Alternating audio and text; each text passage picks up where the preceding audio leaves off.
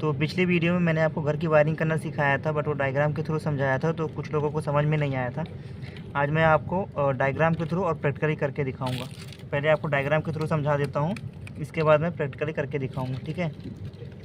तो ये मान लो कि डिस्ट्रीब्यूशन लाइन है, यहाँ से RYB 3 फेज है और ये न्यूट्रल लाइन है। तो आपको क्या करना है, किसी एक फेज से फेज की सप्लाई लेना है। जैसे मैंने B फेज से ले लिया, फिर इसको MCB के थ्रू, ये MCB है, MCB से कनेक्ट करना है और इस फेज लाइन को ऐसे एक्सटेंड कर लेना है। इसके बाद आपको न्यूट्रल सप्लाई लेना है, MCB से कनेक्ट करना है और न्यूट्रल सप्लाई को भी आप ऐसे नीचे लाकर एक्सटेंड कर लो, ठीक है। इसके बाद अगर आपको स्विच सॉकेट कनेक्ट करना है तो यहाँ फेज सप्लाई से, ये फेज सप्लाई आपका यहाँ आया, तो यहाँ से आप टेपिंग कनेक्ट कीजिए, स्विच के एक पॉइंट से कनेक्ट कीजिए और स्विच के दूसरे पॉइंट को आप सॉकेट से कनेक्ट कर दीजिए, फिर सॉकेट के दूसरे पॉइंट को आप न्यूट्रल से कनेक्ट कर दीजिए। इसी प्रकार अगर आपको दूसरा स्विच सॉकेट कनेक्ट करना है तो यहीं से एक वायर कट कीजिए और ऐसे टेपिंग कीजिए। फिर यहाँ से आपको क्या करना है, स्विच से कनेक्ट करना है स्विच के एक सिरे पे, और स्विच के दूसरे पॉइंट से आपको वायर को ऐसे एक्सटेंड करना है और सॉकेट के एक सिरे से कनेक्ट करना है, और सॉकेट के दूसरे सिरे से आपको न्यूट्रल सप्लाई से ऐसे कनेक्ट कर देना है। तो आपने जो अभी पहले वाले सॉकेट से यहाँ पास न्यूट्रल सप्लाई कनेक्ट किया था, यहीं से आप इसको लूपिंग दे दीजिए ऐसे, ठीक है। मैं आपको प्रैक्टिकली करके दिखाऊंगा। इसी प्रकार अगर आपको लैंप से कनेक्शन देना है तो लिए लैंप का कनेक्शन है। आपको अगर फ़ैन का कनेक्शन देना है तो आप फ़ैन का कनेक्शन भी दे सकते हो। जैसे ये आपने स्विच लगाया, फिर यहाँ से आपने रेगुलेटर लगाया, फिर आपने फ़ैन को कनेक्शन दिया। अगर आपको एक बोर्ड बनाना है तो जनरली आप बोर्ड ऐसे बनाते हो जिसमें आपका स्विच सॉकेट रहता है, तो इतने में आपका बोर्ड बन जाएगा। ये फ़ैन के कनेक्शन के लिए है, ये लैंप के कनेक्शन के लिए है। अगर आपको स्विच सॉकेट एक्सटेंड करना है तो आप और स्विच सॉकेट ऐसे कनेक्ट कर सकते हो, ठीक है। अब चलिए आपको प्रैक्टिकली करके दिखाता हूँ ये प्रैक्टिकली कैसे कनेक्शन है। तो ये मैंने बना के रखा है, ऊपर कीजिए ना।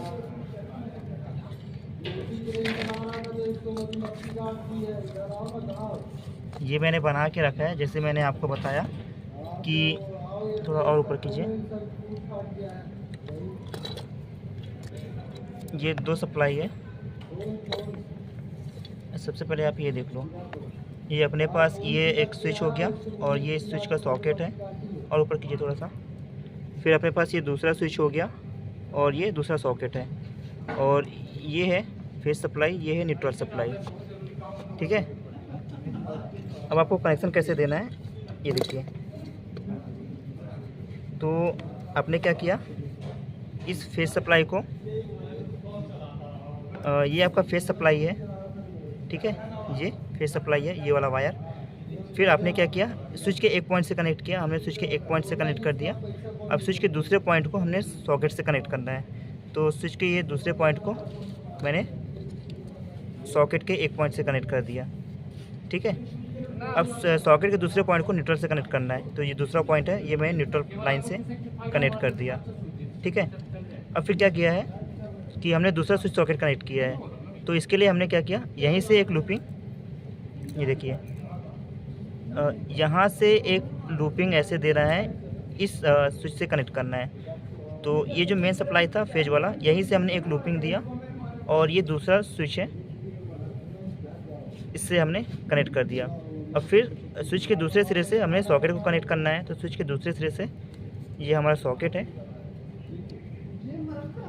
और हमने कनेक्ट कर दिया, और फिर सॉकेट के दूसरे सिरे को यहाँ से लूपिंग दिया गया है, यानी कि न्यूट्रल से कनेक्ट किया गया है। ये न्यूट्रल लाइन आ रही है ना, तो न्यूट्रल लाइन को यहाँ से भी कनेक्ट किया गया है और यहाँ से भी कनेक्ट कर दिया गया है। तो ये वो न्यूट्रल लाइन है, यहाँ पे कनेक्ट है, और पहले सॉकेट से कनेक्ट है, और फिर इसी सॉकेट से ये लूपिंग दिया गया है और ये दूसरे सॉकेट से कनेक्ट है। इसी प्रकार आप आगे भी एक्सटेंड कर सकते हो, यहाँ से लूपिंग देके आप तीसरा स्विच सॉकेट कनेक्ट कर सकते हो सीरीज में। अब चाहे तो जितना भी आपको स्विच सॉकेट कनेक्ट करना है, घर का लैंप कनेक्ट करना है या फैन कनेक्ट करना है, आप कर सकते हो, ठीक है।